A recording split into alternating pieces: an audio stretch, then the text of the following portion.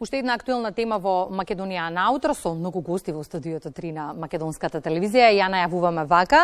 Од денеска до 25 ноември во организација на неколку финансиски институции во државава се реализира 6-то издание на деновите на финансиска писменост. Пензиските друштва не се во фокусот на редниве минути во утринската програма, односно капиталното финансирано пензиско осигурување, кои се прават и обврските на граѓаните кои што членуваат во вториот и третиот пензиски фонд и од друга страна кои се обврските на пензиските друштва. На оваа тема разговараме со Марија Поповска, раководител, да не ве погрешам, на одделението за следење и анализа на пензискиот систем во Агенцијата за супервизија на капиталното финансирано пензиско осигурување МАПАС. Марија, добро утро и добре ни дојдовте.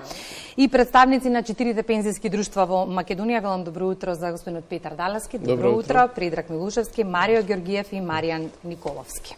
Имаме убава тема за разговор, нешто што вам ви е во фокусот не само на редниве неколку дена, туку 365 дена во годината, имајќи предвид дека посветено работите на тоа. Но Марија, како единствена дама, ќе започнеме со вас.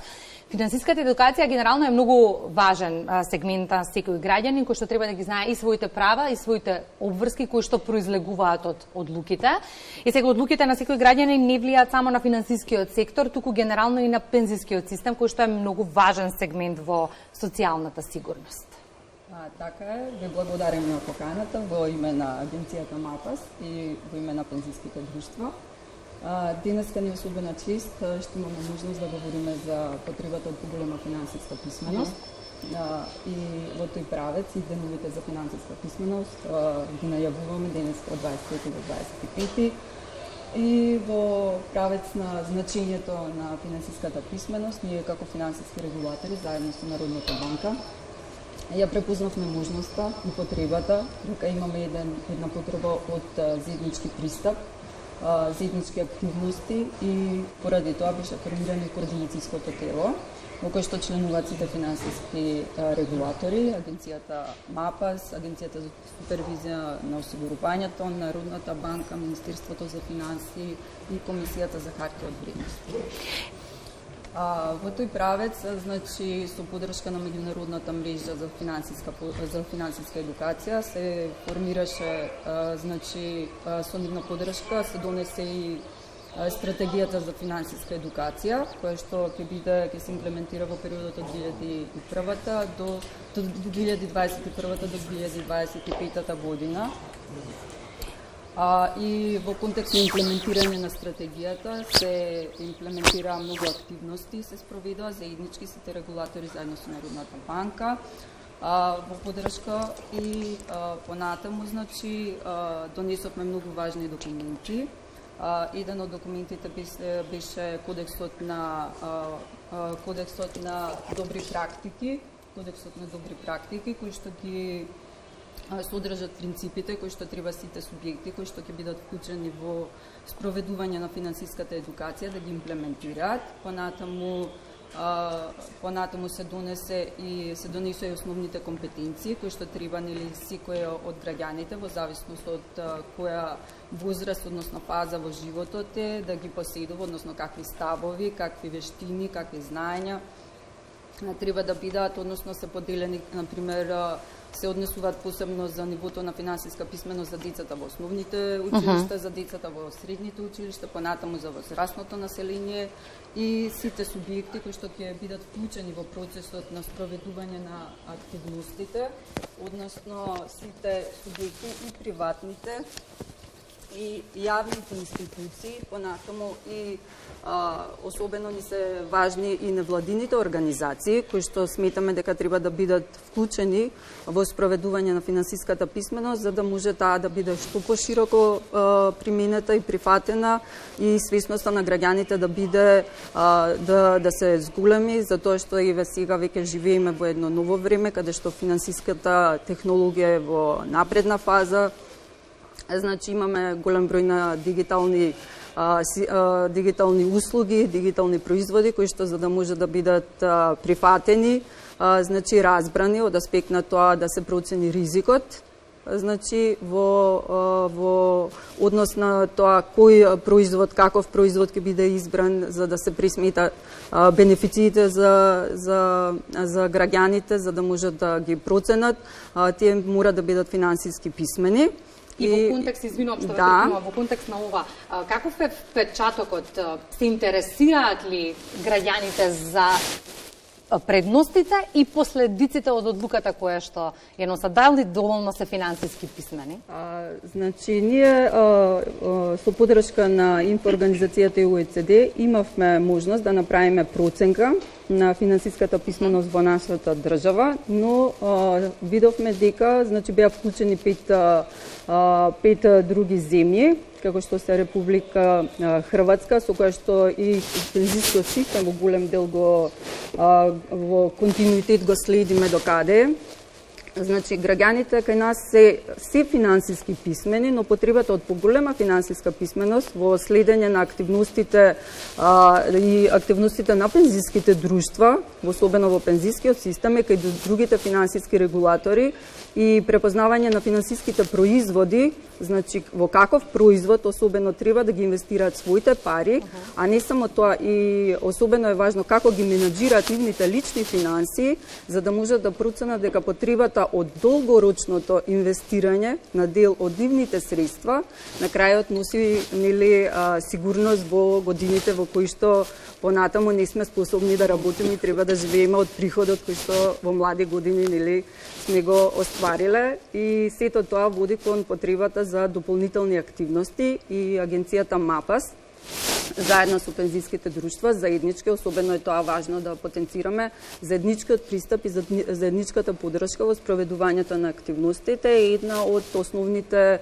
постулати на успех во имплементација на стратегијата и ефектите понатаму кога ќе имаме евалуација на активностите, да можеме да кажеме дека да, не е тоа само еден документ, туку тоа е еден целокупен процес кој што даде ефекти понатаму. Ајде да видиме што велат и представниците на пензиските друштва. Кои се најважните прашања кои што ви ги поставуваат граѓаните пред да одберат одреден производ или пред да се одлучат за одредено пензиско друштво? Повелата, било кој од вас не е проблем. Со оглед на тоа што опфатени со вториот столб при првото вработување се сите осигуреници кои што на денот на првото вработување се помлади од 40 години. Станува збор за релативно млада популација, која што со стапувањето во работен однос има, да кажем, голем број на приоритети пред себе. Она што е занимливо досега што може да се одвои од понатамошниот век на членство, да кажем, во самите фондови, што најчесто луѓето се интересираат на кој начин ќе може да ги користат средствата кога ќе остварат право на старосна пензија, дали тие средства се наследни, дали можат да се повлекуваат пред да се оствари правото на старосна пензија, и тоа се така наречени функционални карактеристики на самиот производ.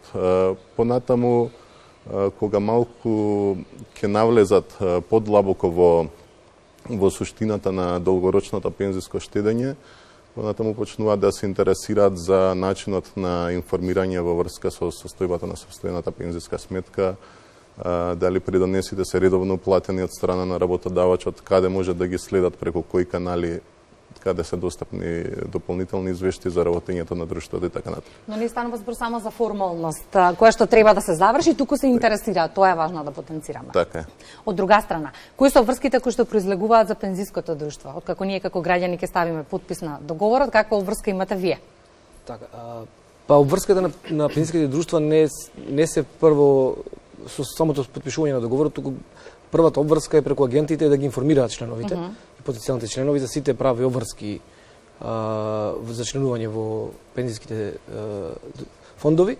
А од кога ќе потпишат договор и извршат прва уплата, обврската на друштвата е да им отворат индивидуални сметки, да ги тие средства нормално инвестираат со цел да остварат принос единствено во полза на своите членови преку политики на добро управување со средства и диверсификација и минимизирање на ризикот.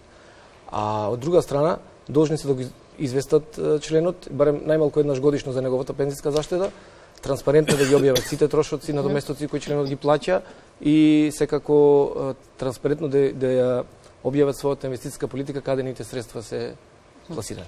И ако вториот столб е задолжителен, третиот е доброволен, па што велат тука вашите искуства? Колкава е искористеноста на третиот столб? Се интересираат ли граѓаните за него? Па вака се, искуствата кажуваат следно. Во вкупниот систем, значи во сите 4 друштва, во доброволниот пензиски фонд членуваат околу 28.000 членови, што е, да кажеме, околу 5% од членството што е во задолжителниот пензиски фонд, така да не можеме да збориме за некоја голема бројка, дека свеста е голема, меѓутоа таа расте од година за година. Искуствата се дека можностите што ги нуди доброволното пензиско штедење е обезбедување на дополнителен приход во време на пензионирање преку дополнителна уплата во текот на работниот век, дали од компанија, значи има можност компанија да уплаќа своите вработени, зашто има и одредени даночни олеснувања, или индивидуалецот сам уплаќа за себе или за некое трето лице, се со цел да има во времето на пензионирање дополнителна пензиска заштеда. И она што ме интересира е, Марио, како најмлад веројатно од целава група овде, покрај 3 веќе постоечки пензиски друштва кои што одлично функционираат во земјава, од каде прво храброста да се влезе во ова приказна со ново пензиско друштво? Така, значи причината за да отвориме ново пензиско друштво беше поради тоа што видовме сегмент на пазарот во кој што сметаме дека можеме да придонесеме да го доразвиеме и да го подобриме. Како што спомена претходно и колегата, значи во Македонија само 1,1 помалку од 1,6% од вкупната популација се членови во доброволен пензиски фонд, што посочува дека има голем број на граѓани кои се уште не започнале да штедат за поголеми пензиски приливи на старост. Како споредба ќе ја дадам Словенија, каде што дури 14% од популацијата штеди во доброволен пензиски фонд. Ваквата разлика посочува дека навистина има многу што да се работи во овој дел за да се подобри оваа слика во Македонија, односно повеќе луѓе поактивно да преземаат чекори за штедење за поголеми пензиски приливи на старост. Дополнително видовме уште еден проблем во економијата, а тоа е дека голем дел од компаниите веќе се соочуваат со проблем на задржување и привлекување на квалитетен кадар. И тука всушност доброволното пензиско осигурување навистина е добар начин да им се понуди на компаниите преку овој бенефит да им го понудат на вработените со цел да ги задржат во својата компанија и дополнително самите вработени да бидат позадоволни од тоа што понатака ќе очекуваат поголеми пензиски приливи.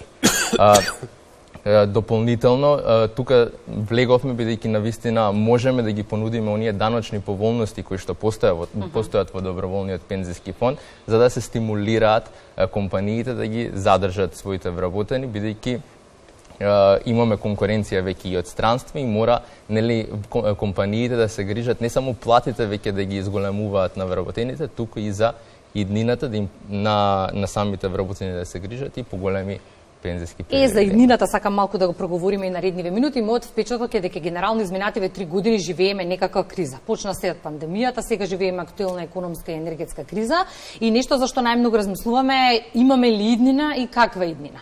Дали е тоа заштеда, како да се обезбеди, дали не се сигурни парите, колку иднината е загарантирана како опција, да речеме, со пензиските фондови, односно вложувањето во нив.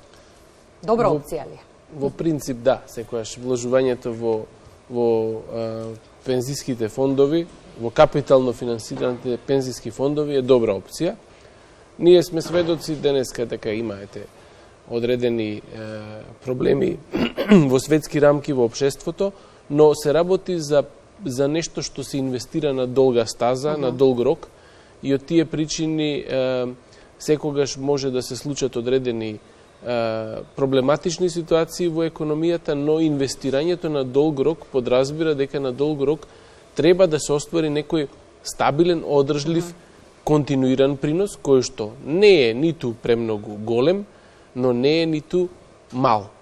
Во никој случај не би требало на долг рок тоа да биде во некоја лоша конотација негативен, значи секојаш се гледа да се одржи стабилен, сигурен, континуиран принос, кој што на долг рок ќе донесе позитивни ефекти. Битниот момент е што човек треба да започне да инвестира млад, за да ги користи тие средства кога е во старост. Најдоцна кога е средовечен да започне да инвестира, да размислува за инвестирање во пензиско осигурување, во капитално финансирано пензиско осигурување, и тоа е тајната. Иначе, еве спомнавте Украина, ние сме сведоци, во 90-тите години постоеше војна на овие простори постојано ние живееме. Дали се случило, например, да слушнеме информација дека не било ништо позитивно со пензиските фондови на Австрија или Германија, кој што тука во тие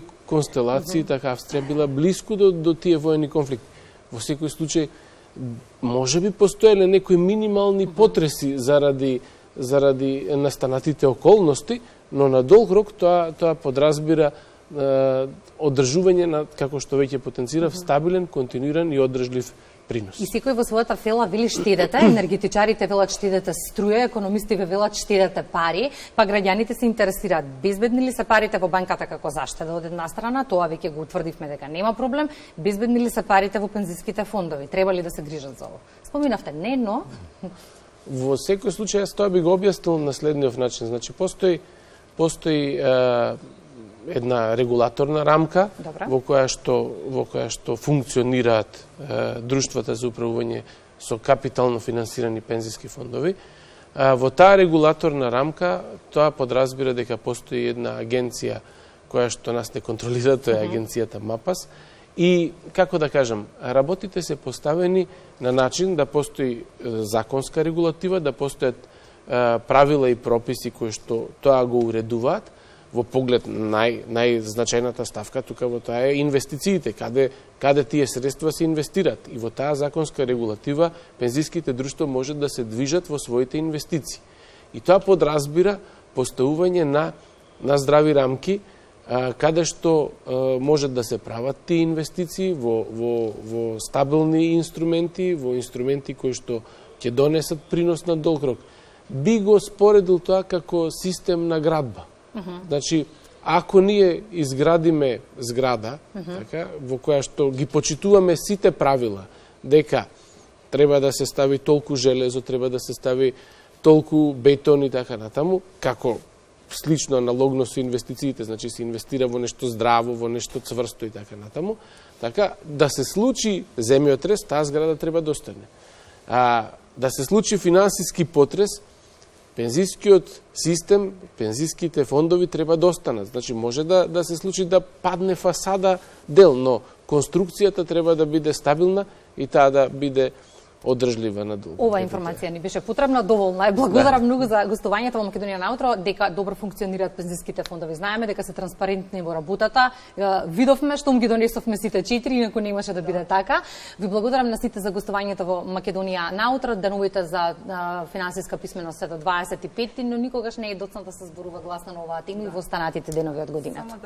Ве молам со Саманако влеговме во терминот на вест. Само за крај, значи да ги поздравиме гледачите и да ги повикаме, значи да ги посетат веб страните, особено Пензија МК, посебно веб страна, значи заеднички формирана од сите и поддржана, каде што може да ги најдат сите основни информации за пензискиот систем и нивните права и да ги најавиме активностите деновите, значи ќе имаме посета во повеќе фирми, бидејќи фокусот ни е на доброволното капитално финансирано пензиско осигурување и третиот пензиски столб. Ви благодариме на поканата и се надевам дека ќе имаме и понатамошна можност за да говориме за пензискиот систем и пензиските фондови. За теми кои ни се од интерес секогаш. Благодарам уште еднаш.